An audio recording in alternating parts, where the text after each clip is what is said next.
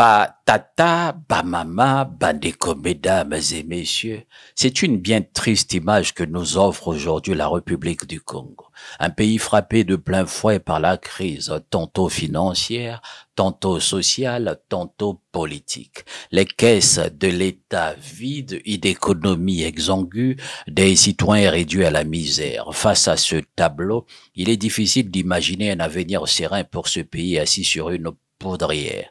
Comme dit le proverbe, quand la case du voisin brûle, il faut éteindre le feu avant qu'il n'atteigne la sienne.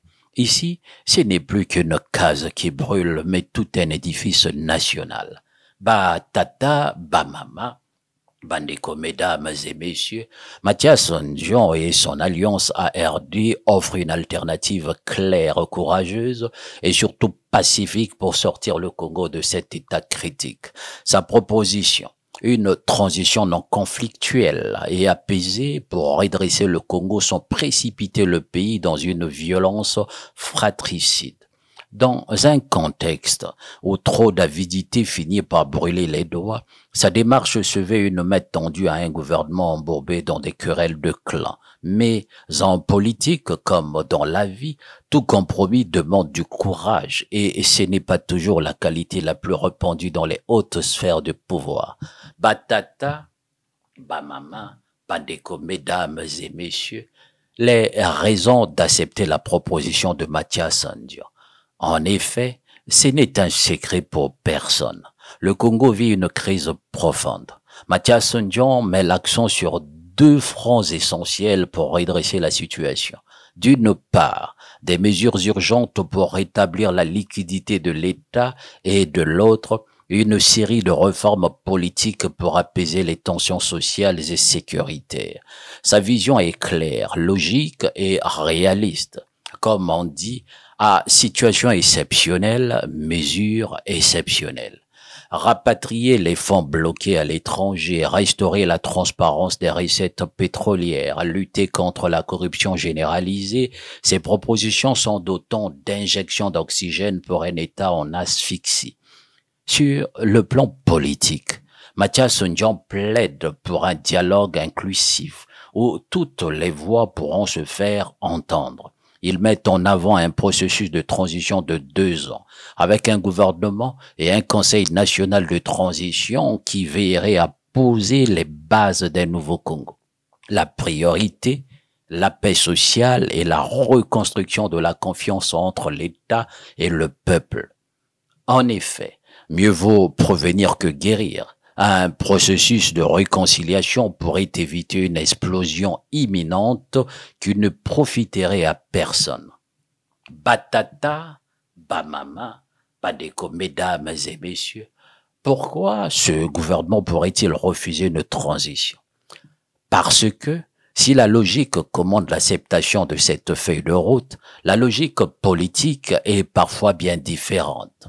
Pourquoi? Eh bien, comme dit le dicton, on ne lâche pas facilement la proie pour l'ombre.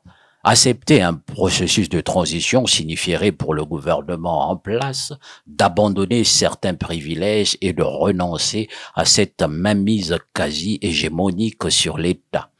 Mathias Ndion évoque des mesures de réduction du train de vie de l'État, la lutte contre les conflits d'intérêts et la traque de l'opacité dans les circuits financiers. Or, pour un pouvoir habitué à boire l'eau de la source sans la partager, cela constitue une menace directe. L'autre facteur est la peur de la transparence.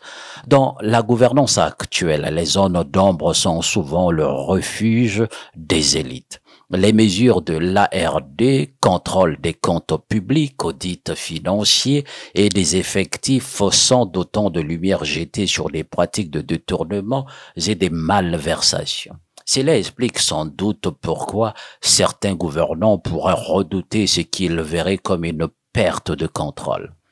Enfin, il y a cette crainte viscérale du changement.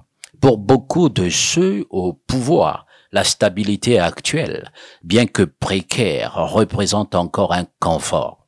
Embrasser la transition, c'est aussi accepter un avenir incertain où la politique de consensus et de partage de pouvoir prônée par Mathias Ndion ne serait pas un gage de maintien de leurs prérogatives. La transition proposée pourrait faire vaciller certains bastions de l'influence et bouleverser des arrangements politiques bien ancrés.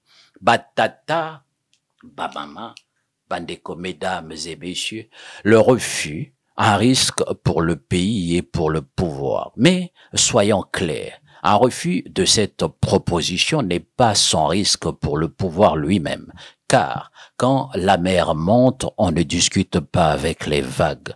Face à la colère du peuple, au désespoir croissant, le gouvernement ne pourrait peut-être plus contrôler l'inévitable explosion sociale. Ignorer cet appel à une solution pacifique revient à jouer avec le feu. Et lorsque le torrent gronde, il est souvent trop tard pour chercher un abri. Batata, Bamama, Bandeko, mesdames et messieurs, en conclusion, Mathias Ndion propose une issue de secours salutaire pour un Congo au bord de l'abîme. Sa vision d'un Congo où la transparence, la paix et la justice sociale priment sur les luttes de pouvoir devrait pouvoir trouver écho dans un gouvernement qui, s'il réfléchit bien, a tout intérêt à éviter la descente aux enfers. Car, comme le dit si bien l'adage, mieux vaut un mauvais arrangement qu'un bon procès, ou, en l'occurrence, une bonne révolte populaire. Batata, Bamama, Bandeko, mesdames et messieurs, merci de m'avoir suivi et à très bientôt. Afrique Elite TV, votre chaîne d'opinion, la télé sur le web, pas comme les autres. Ici, vous avez la parole.